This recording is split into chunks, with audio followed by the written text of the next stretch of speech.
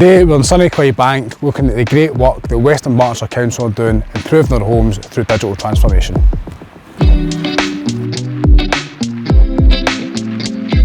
Hi, I'm Emily Doreen and today we're at West Dunbartonshire Council talking about our digital transformation ambitions. Come inside and have a look. Our digital transformation story started about 4 years ago, where we brought in an integrated housing management system, and that digitalisation has led to the implementation of our environmental sensors. It allows us to have a better understanding of the property, so the level of dampness, the level of mould, we can identify causal factors, we can remedy it more quickly. I think that's the key thing, is beforehand we were just very reliant on tenants telling us there was a problem. You know, tenants are like everybody else, they forget to phone the telephone number, they forget to message and say that gutter's broken or whatnot. So actually using the technology has helped us just be more proactive and contact tenants, but also do more investigations into why is that house flagging. But what's much more important is the tenants' understanding of their own environment. It's giving tenants the tools to better manage their own welfare. Fundamentally, it's a health issue. For me, digital transformation means, improving our tenants' experience of how they interact with us, making it more proactive, making it easier, making it faster. Yeah, I think our tenants generally like it. They want the app, they want to talk about it all the time, and they're really, really engaged. And the ones who are ambivalent, I think that's really where our damp and mould inspectors come in, giving them support, giving them advice. We try and get them to become more engaged with being proactive and manage their property better.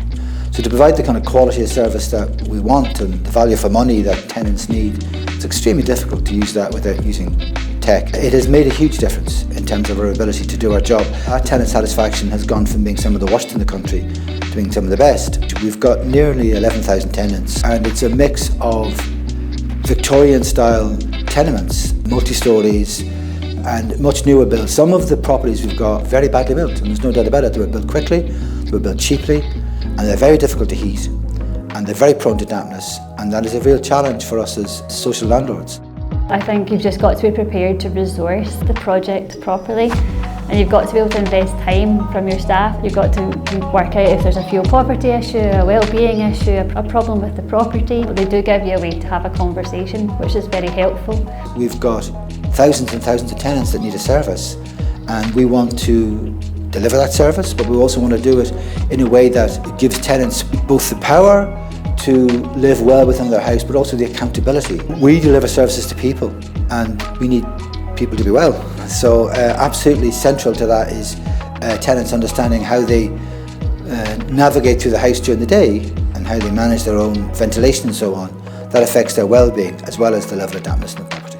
Yeah, tenant participation is central to what we do. You have to focus on the needs of your tenants. Today we're here in Tiverton and we're going to be spending time with Mid Devon Housing, part of the District Council, taking a look at their adoption of technology as part of their digital transformation strategy. Let's go take a look. Hi, I'm Simon Newcombe. I'm Head of Housing and Health here at Mid Devon. We have 3,000 homes spread across over 350 square miles of very rural Devon. As a result, we've got to look at new ways of service delivery, and that's leading us in the direction of technology and digital transformation. Today you're going to be hearing from Rosie, who's going to talk you through what that means in practice.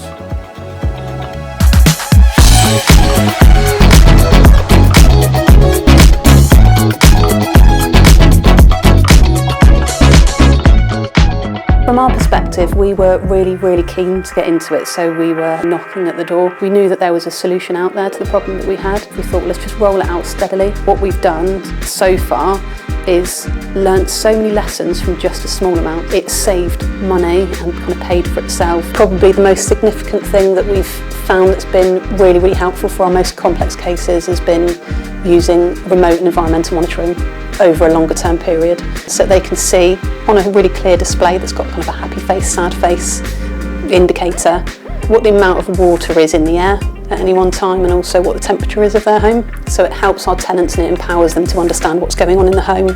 Quite a good example of where we put the environmental monitoring in. It was a resident who'd had quite a significant flood in his home. So we put the environmental monitoring in so that we could just make sure that it was safe for him to return home. He moved back home and he was quite happy.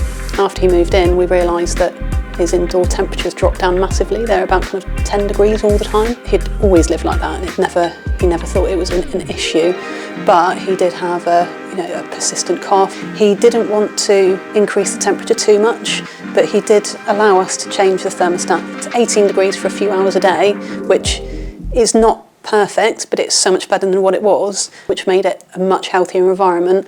And he called me a couple of weeks later, but he actually just called back to say, can you just tweak it? I'd like it a little bit warmer actually, and just to let you know my cough's gone. We've clearly been able to see over the last few years is some people are ventilating their homes excellently and still have condensation problems. It's just helpful as an extra tool to people to be able to be more in control of their own homes.